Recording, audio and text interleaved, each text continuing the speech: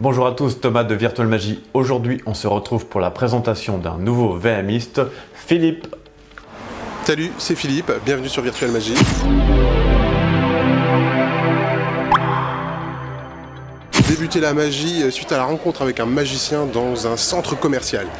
C'est un magicien qui vendait des petits tours et qui m'a pris à part puisque j'avais acheté le tour des gobelets.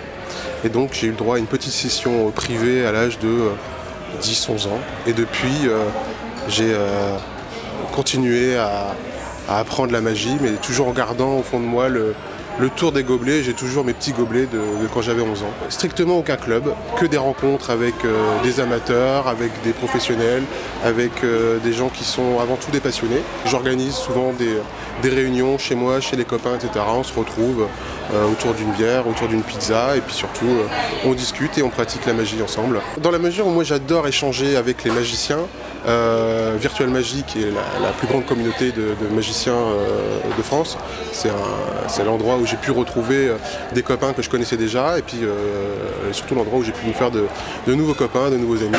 Donc c'est un terrain de jeu, d'exploration, et puis c'est aussi une espèce de microcosme où il y a des idées qui jaillissent. Alors des fois il y a des mauvaises idées, mais des fois il y a des petites idées qui sont sympas, qui trottent. Donc c'est une petite émulation entre magiciens, et moi je trouve ça assez sympa parce que ça génère un peu de créativité, et puis ça nous apprend des choses sur notre art, donc c'est toujours très sympa. Je fréquente essentiellement 2-3 forums de magie, essentiellement Virtual Magie, et puis occasionnellement LSP et d'autres forums un petit peu plus confidentiels. Comme je suis amateur, j'ai beaucoup de temps de libre, j'ai pas le stress de devoir présenter des numéros et travailler des numéros. Donc je passe énormément de temps dans les bibliothèques, j'ai beaucoup de contacts qui sont des magiciens avec eux-mêmes beaucoup de culture, et j'ai la chance d'avoir des gens qui sont capables de me transmettre leur savoir, parfois aussi de me donner accès à des bibliothèques qui ne sont pas facilement accessibles. Donc c'est quelque chose que j'essaie de travailler parce qu'il me passionne, à la fois le côté historique et puis effectivement le côté culturel qui est vachement important. Et tout a commencé en fait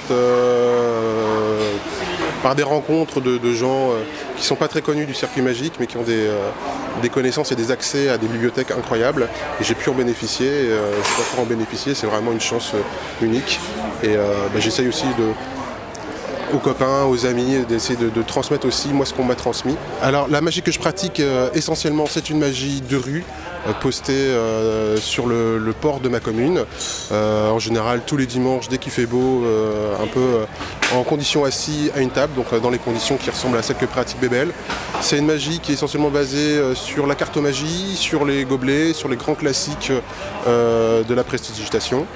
Et à côté de ça, j'ai une grande passion pour l'histoire de la triche, les techniques de triche. Donc sans être un expert, c'est des choses que j'affectionne et que je travaille dans mon coin, mais que je ne présente pas en public. J'ai pas encore de numéro sur la triche.